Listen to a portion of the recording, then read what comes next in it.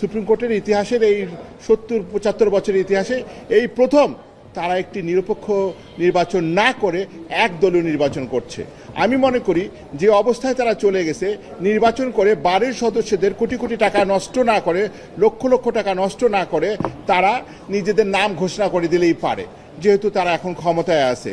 এখানে উল্লেখ্য যে মাত্র ৪৩ জনের মতো প্রার্থী যারা নির্দলীয় এবং নিরপেক্ষভাবে দাঁড়ানোর চেষ্টা করছে, তাদের সবার নাম নাকি তারা উচ্চারণ করে নাই।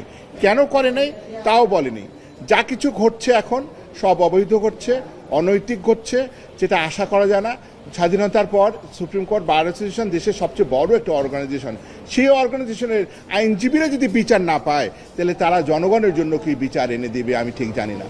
এরা যারা এখানে আলোচনায় করছে আমাদের সঙ্গে, আপনি আমাদের পাশে ডানে বানে অন্যান্য প্রার্থীরা আছে, নীলু আছে, আমাদের উপমা আছে, তারাও আপনাদের সঙ্গে আপনাদের ব্রিফ করবে।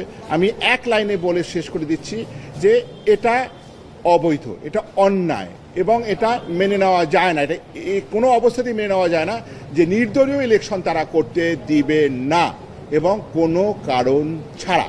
কোনো দলীয় নির্বাচন করার কোনো এখতিয়ারই নাই। গঠনতন্ত্রে বলা আছে প্যানেলও দেওয়া যাবে না। তারা প্রচার চালাচ্ছে নীল প্যানেল, নীল প্যানেল, নীল প্যানেল বলে, এবং প্রকাশ্যে। আগে সাদা প্যানেল, নীল প্যানেল বলে যে প্যানেলগুলো হয়তো একটু গোপনে রাকসাকে তারা গোপনে করতো যে এটা সাদা প্যানেল।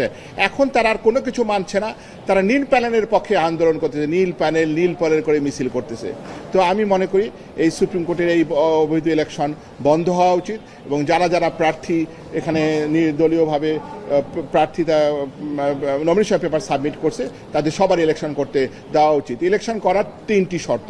একটু হচ্ছে তাকে এইবারের মেম্বার হতে হবে, যারা তাকে সাপোর্ট করবে এবং তাকে নমিনেট করবে সবার একটা এইবারের মেম্বারশিপ থাকতে হবে, এবং বেতন ক্লিয়ার থাকতে হবে। এর বাইরে আর কিছু নাই।